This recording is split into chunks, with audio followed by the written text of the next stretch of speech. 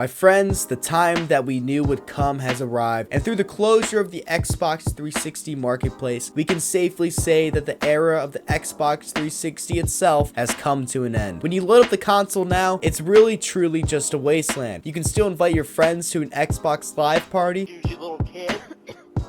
I'm sorry. You can still play the games you have already downloaded, but the time has come for Microsoft to close up shop on the now retro console. Now look, I haven't played the Xbox 360 for a really long time. In fact, the last time I played the console was at some random Airbnb. I guess the owners were old and were like, "Oh, gee, it's time to stock the house with one of the damn Xbox 360s I heard about on the news." That's exactly my point, because this is a console with a legendary status. It's a console that at the time, when you thought about gaming, you immediately thought about the presence of the Xbox.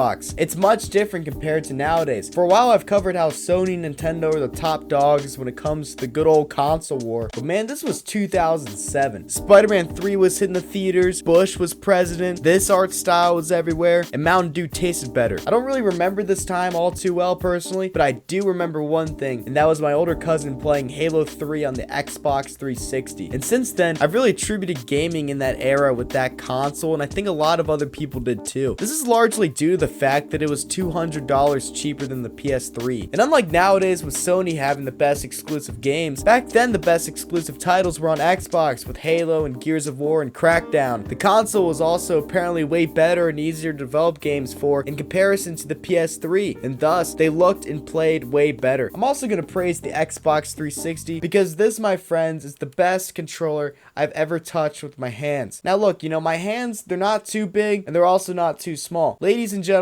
these are some normal ass hands. But I think for any pair of hands, the controller isn't too wide for it to feel uncomfortable, and it also isn't too small for it to be inaccessible. It's also responsive and super simple, and is basically indestructible. Now the Xbox 360, in my opinion, was perfectly crafted for playing games with your friends. Not only was split screen the industry standard, kind of sad how it no longer really is, but the interface did a really good job at showing off which homies were online. It had a really cool feature of showing off their avatar and seeing their achievements and what they were looking at on Microsoft Bing. In addition, the Xbox 360 was perfectly crafted for providing the user with a dope, fun, and super epic experience. And a big part of this was Xbox Live Arcade. The Xbox Live Arcade, if you don't remember, was a digital marketplace where you can get games for cheap. And while it wasn't as grand as the Game Pass, it had some legendary games. Number one is Castle Crashers. This game kicked ass. Easily one of the best co-op games I've ever played. Then you had some other bangers too, like Trials HD, which I'll be honest, I was butt cheeks at, but also had Doritos Crash Course, which was like speedrunners but at peak levels of testosterone. The Xbox 360 also had a feature which, while I never used, was a genius feature that absolutely has to come back, and that is the Netflix viewing parties. In this feature, you and whoever is vowed enough to get the invite can watch things together in this fashion. Given that Netflix and streaming services in general are way more popular and have truly taken over society in comparison with the 360 era, I really don't see why you don't bring this back. I also don't see why you don't make the Xbox Facebook app a thing again, but that is something that the government and big gaming don't want you to ever hear about. But with everything being said, thank you Xbox 360 for being an amazing console. Now, it did have its problems with the red ring of death in its early stages, as well as Microsoft points. Like, I don't know why you just don't use real money, but it truly evolved online gaming and really made for a convenient babysitter for a lot of parents, which may or may not be a bad thing.